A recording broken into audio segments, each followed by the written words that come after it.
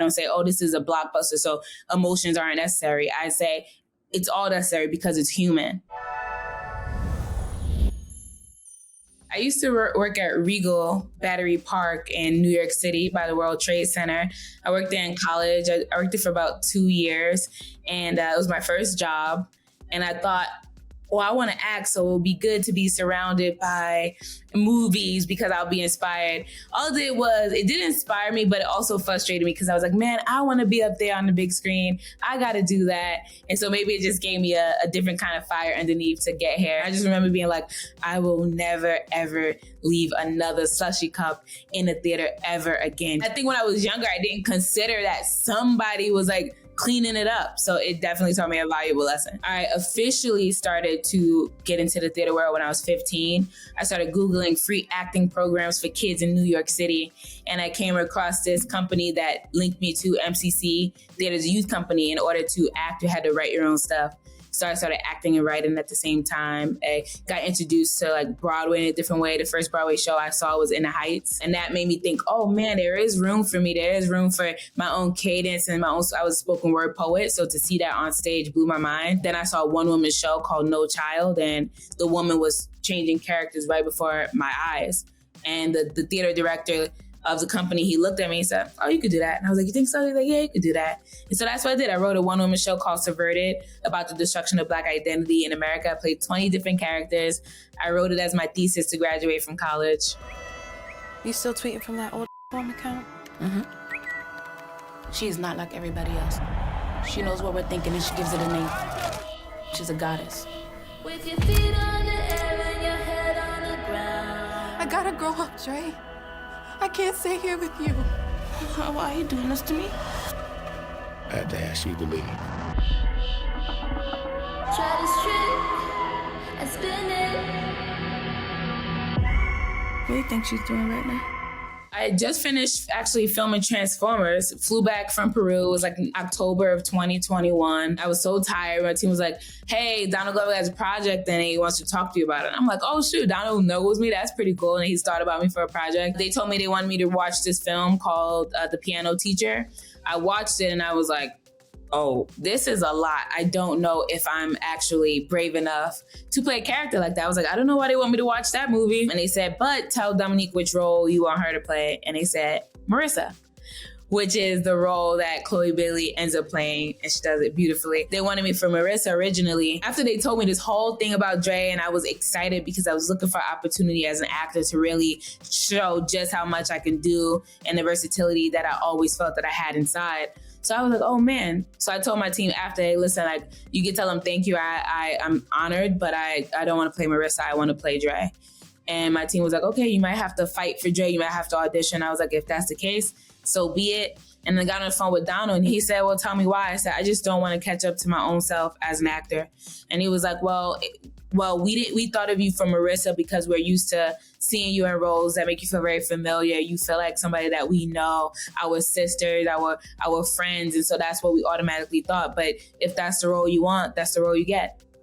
And I was almost like, wait, I was on the phone thinking like, did this really happen? Or was he hypothetically speaking? But no, it was mine just from asking for it. He said he recognized that in himself and how he wants to be challenged in his own like acting career.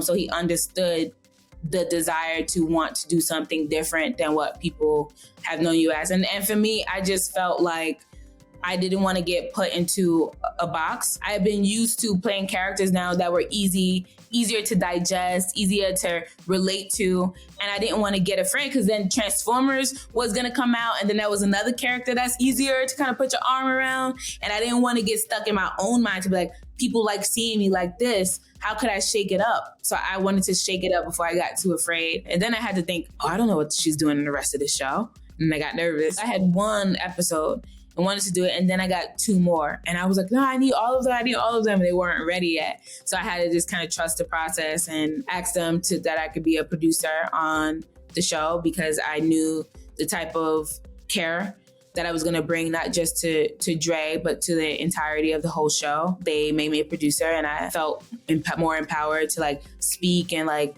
kind of be very clear about what I think and have open conversations about it. They are not your friends. Those are some crazy fans. This is feeling a little bit sketchy. You know, I always knew you were gonna be something. I was like, she's so weird. You got a spare in the trunk. No! Damn, you got a dead body in there or something? I felt like I get to do a one-woman show on TV. That's what it felt like. And I was really excited that Dre got to kind of navigate between the different dynamics of masculine and feminine energy, like the wounded masculine. I had been learning about energies just in general in my life. And a lot of times I get projects that really hone in on what I've been exploring within my own reality, within my own life. And so to see that, you know, even in the second episode, she goes to like the sexier feminine energy. And then by the end, she goes to the masculine energy, the wounded masculine. And so it was really more from an energetic standpoint than like thinking of playing different characters. I considered her the same. It was just the circumstances were different. And I was just really excited that I got to show some physical comedy. I've been a huge fan of Lucille Ball since I was 10 years old. I literally loved Lucy and thought, I want to do that. I want to be like Lucy. I love Jim Carrey and his physical comedy. And I always wondered, what would it be like to be on a set where you get to bring that physical comedy? Are you going to be in your head? Do you think I have to do something physically funny? No, because it didn't start out with Dre being funny. It was just literally, they told me that Dre was emotionally stunted. And I kind of mulled over that in my mind to think, what would that look like? Oh, it would look like she wears her emotions on her face. So when she has an opinion about something, the guy touching her arm, everything's like, because she really, like, she's not hiding anything. And when she has opinions about stuff, it's right there for us to taste and touch and feel along with her. So the running, the walking, the looking around, her looking around was her processing questions and trying to figure out what's the proper answer to say in this moment. Got it. You know, like, and that's how I was able to find it. Even picking up the strawberry in the second episode when she's in a diner and she bites it and she takes it out and she like pushes it off the screen. It literally was because for me, the strawberry was bitter. And I knew that if it was bitter to me, Dre was going to really be bitter to Dre and she was really going to make it perform. Like, the way that I approach Dre is different from the other characters because I often journal as my other characters. But with her, I couldn't understand her psychologically on a page. And I realized she's very impulsive. And so if I try to map out things too much, it might not be as impulsive as it could. So what I did is almost along the lines of that, like feminine, masculine energy. You know, they talk about masculine energy being structure and feminine energy being flow. I started learning about repressed memories and how something so traumatic could happen to you that you don't even remember. And so I allowed myself to say, you know what, I don't have to know everything about Dre's background. She probably doesn't even remember. She suppresses so much from herself that she suppressed it from me. And so it's okay. All I had to do was journal as myself and identify anything that Dre does that really gives me pause or makes me feel uncomfortable, that is against what I believe and how I feel, so that I can write it out the way so that, you know, the camera won't pick up a war between me and Dominique doing something that Dre is doing and feel my, like, oh, I don't want to do that type thing. You know, I wanted it to be free because that was it was my job essentially. And so the structure of the scenes was how, you know, you learn in school, how's the character different from the beginning of the scene to the end of the scene, different from the beginning of the episode to the end of the episode. So within each scene is like, all right, she starts off here, by the end she'll be here, and everything else in between is fair game. And so that was like the dance between those masculine and feminine energies, even in the structure of finding Dre.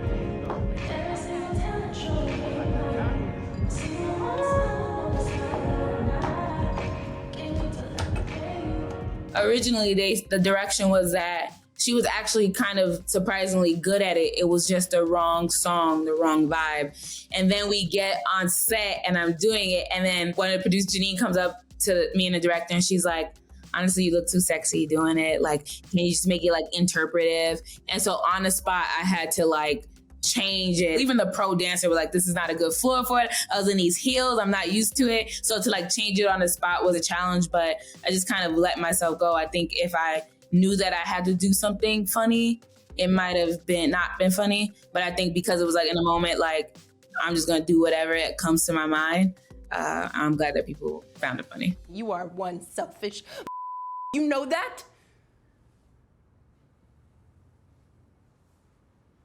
This is